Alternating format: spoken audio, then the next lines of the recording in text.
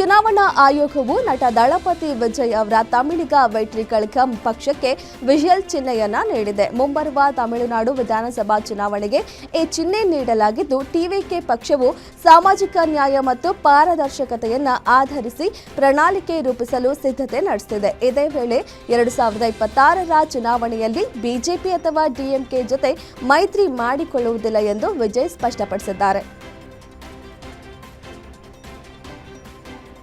ಕೇಂದ್ರದಿಂದ ರಾಜ್ಯಕ್ಕೆ ಹೆಚ್ಚಿನ ಅನುದಾನ ಬರಬೇಕೆಂದರೆ ಕೇರಳ ಮುಖ್ಯಮಂತ್ರಿ ಪಿಣರಾಯಿ ವಿಜಯನ್ ಬಿಜೆಪಿ ನೇತೃತ್ವದ ಎನ್ಡಿಎಗೆ ಸೇರಬೇಕು ಎಂದು ಕೇಂದ್ರ ರಾಜ್ಯ ಸಚಿವ ರಾಮದಾಸ್ ಬಂಡು ಅಠಾವಳೆ ಸಲಹೆ ನೀಡಿದ್ದಾರೆ. ಅವರ ಮಾತಿಗೆ ರಾಜ್ಯದ ಆಡಳಿತಾರೂಢ ಸಿಪಿಐ ತೀವ್ರ ಟೀಕೆ ವ್ಯಕ್ತಪಡಿಸಿದೆ. ವಿಜಯನ್ ಎನ್ಡಿಎ ಸೇರಿದರೆ ಅದು ಕ್ರಾಂತಿಕಾರಿ ನಡೆ ಮತ್ತು ಖಂಡಿತವಾಗಿಯೂ ಕೇರಳಕ್ಕೆ ಹೆಚ್ಚಿನ ಅನುದಾನ ಬರುತ್ತದೆ ಎಂದು ಕೇಂದ್ರ ಸಾಮಾಜಿಕ ನ್ಯಾಯ ಮತ್ತು ಸಬಲೀಕರಣ ರಾಜ್ಯ ಸಚಿವ ಅಠಾವಳೆ ಹೇಳಿದರು.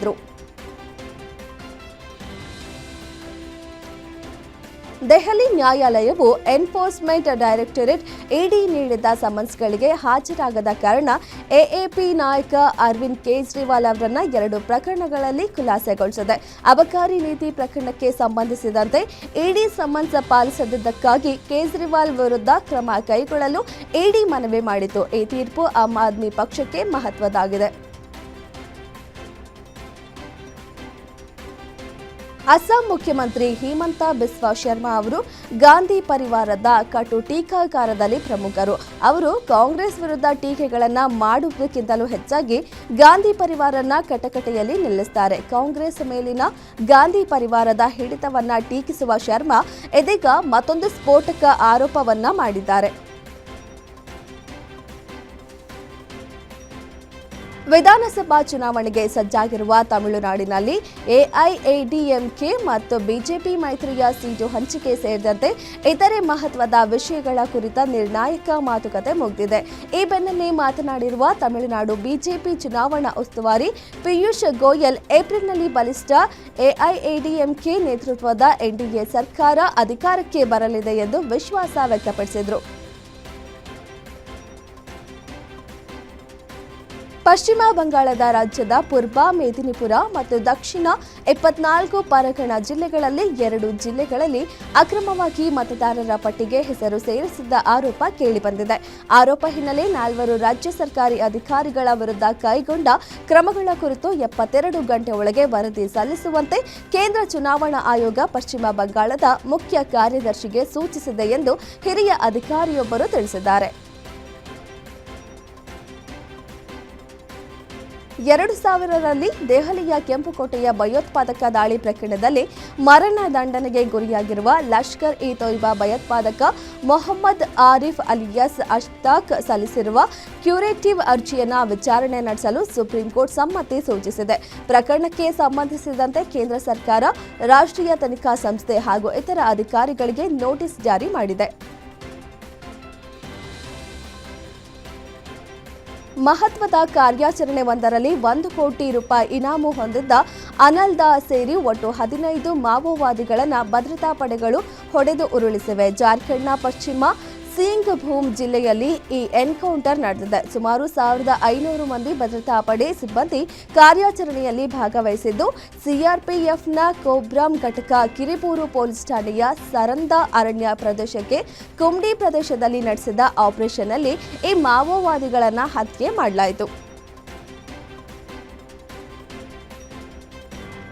ಟೈರ್ ಸ್ಫೋಟಗೊಂಡು ನಿಯಂತ್ರಣ ಕಳೆದುಕೊಂಡ ಬಸ್ ಕಂಟೈನರ್ ಲಾರಿಗೆ ಡಿಕ್ಕಿ ಹೊಡೆದು ದಗದಗನೆ ಹೊತ್ತಿ ಉರಿದ ಘಟನೆ ಆಂಧ್ರಪ್ರದೇಶದ ನಂದ್ಯಾಲ್ ಜಿಲ್ಲೆಯಲ್ಲಿ ನಡೆದಿದೆ. ಖಾಸಗಿ ಬಸ್ ಆಂಧ್ರದ ನೆಲ್ಲೂರಿನಿಂದ ಹೈದರಾಬಾದ್ಗೆ ಪ್ರಯಾಣಿಸುತ್ತಿತ್ತು. ನಸುಕಿನ ಜಾವ ಸಂಭವಿಸಿದ್ದ ದುರಂತದಲ್ಲಿ ಬಸ್ ಚಾಲಕ, ಕಂಟೈನರ್ ಚಾಲಕ ಹಾಗೂ ಲಾರಿ ಕ್ಲೀನರ್ ಸೇರಿದಂತೆ 3 ಸಜೀವ ದಹನವಾಗಿದ್ದಾರೆ. ಉಳಿದ 36 ಪ್ರಯಾಣಿಕರು ಪ್ರಾಣಾಪಾಯದಿಂದ ಪಾರಾಗಿದ್ದು, ಗಾಯಾಳುಗಳನ್ನು ನಂದ್ಯಾಲ್ ಸರ್ಕಾರಿ ಆಸ್ಪತ್ರೆಗೆ ದಾಖಲಿಸಲಾಗಿದೆ.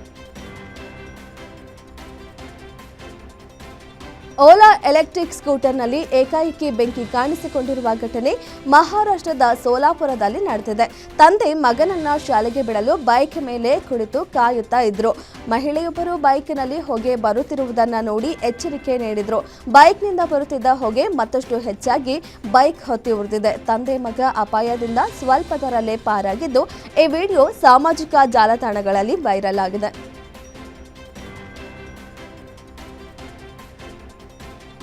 ಆಂಧ್ರಪ್ರದೇಶ ಸರ್ಕಾರವು 16 ವರ್ಷಕ್ಕಿಂತ ಕಡಿಮೆ ವಯಸ್ಸಿನ ಮಕ್ಕಳಿಗೆ ಸಾಮಾಜಿಕ ಜಾಲತಾಣ ಬಳಕೆಯನ್ನು ನಿಷೇಧಿಸುವ ಕುರಿತು ಚಿಂತನೆ ನಡೆಸಿದೆ ಎಂದು ಐಟಿ ಸಚಿವ ನಾರಾ ಲೋಕೇಶ್ ತಿಳಿಸಿದ್ದಾರೆ.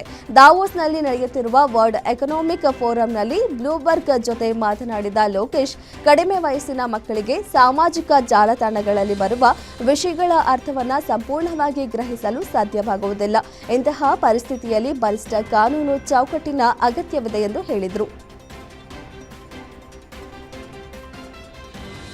ಛತ್ತೀಸ್ಗಢನ ಬಲೋಡಾ ಬಜಾರ್ ಜಿಲ್ಲೆಯಲ್ಲಿರುವ ಉಕ್ಕಿನ ಸ್ಥಾವರದಲ್ಲಿ ಭಾರೀ ಸ್ಫೋಟ ಸಂಭವಿಸಿದ್ದು 7 ಕಾರ್ಮಿಕರು ಘಟನೆಯಲ್ಲಿ ಪ್ರಾಣ ಕಳೆದುಕೊಂಡಿದ್ದಾರೆ. ಬಕುಲಾಹಿ ಮೂಲದ ರಿಯಲ್ ಈಸ್ಪೋರ್ಟ್ ಸ್ಟೀಲ್ ಪ್ಲಾಂಟ್ನಲ್ಲಿ ಕಲ್ಲಿದ್ದಲು ಕುಲುಮೆ ಇದ್ದಕ್ಕಿದ್ದಂತೆ ಸ್ಫೋಟಗೊಂಡು ಈ ಸ್ಫೋಟ ಸಂಭವಿಸಿದೆ.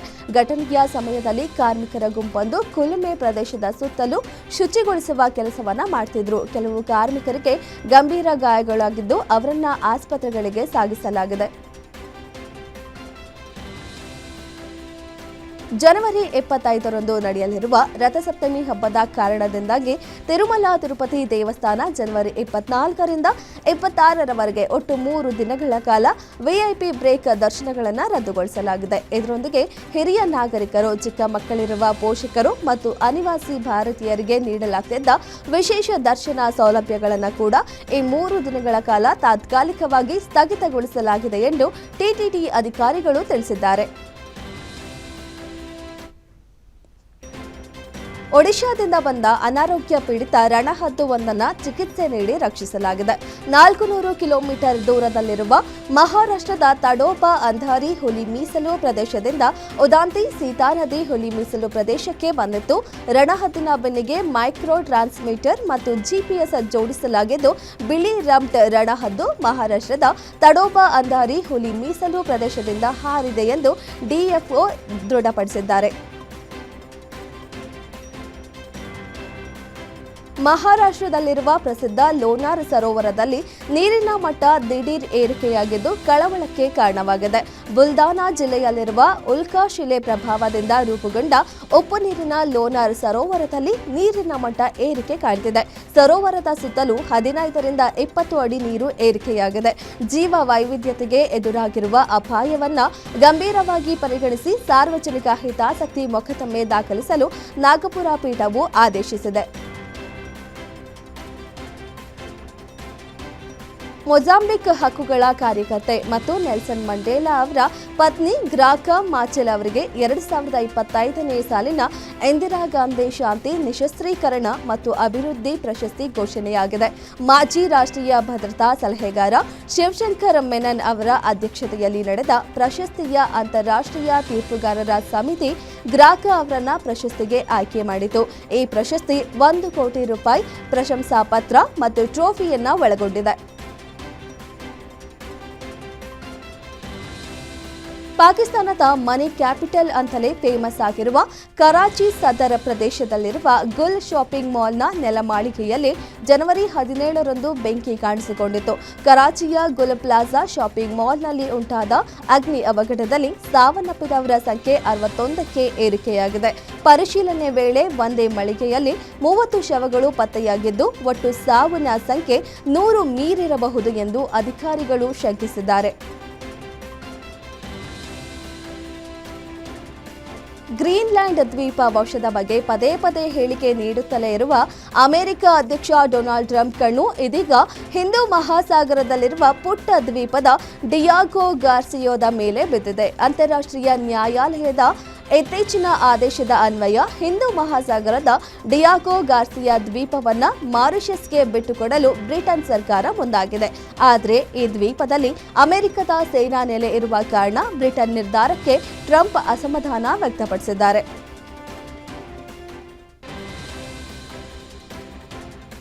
ವಿಶ್ವ ಆರ್ಥಿಕ ವೇದಿಕೆಯಲ್ಲಿ ಮಾಧ್ಯಮಗಳೊಂದಿಗೆ ಮಾತನಾಡಿದ ಅಮೆರಿಕ ಅಧ್ಯಕ್ಷ ಡೊನಾಲ್ಡ್ ಟ್ರಂಪ್ ಭಾರತದೊಂದಿಗೆ ಉತ್ತಮ ವ್ಯಾಪಾರ ಒಪ್ಪಂದದ ಬಗ್ಗೆ ವಿಶ್ವಾಸ ವ್ಯಕ್ತಪಡಿಸಿದರು. ಹಾಗೆಯೇ ಪ್ರಧಾನಿ ನರೇಂದ್ರ ಮೋದಿ ಅವರನ್ನ ಅದ್ಭುತ ವ್ಯಕ್ತಿ ಎಂದು ಹೊಗಳಿದ್ರು. ಪ್ರಧಾನಿ ಮೋದಿಯ ಬಗ್ಗೆ ನನಗೆ ಅಪಾರ ಗೌರವವಿದೆ. ಅವರು ಅದ್ಭುತ ವ್ಯಕ್ತಿ ಮತ್ತು ನನ್ನ ಸ್ನೇಹಿತ ಎಂದು ಡೊನಾಲ್ಡ್ ಟ್ರಂಪ್ ಹೇಳಿದರು.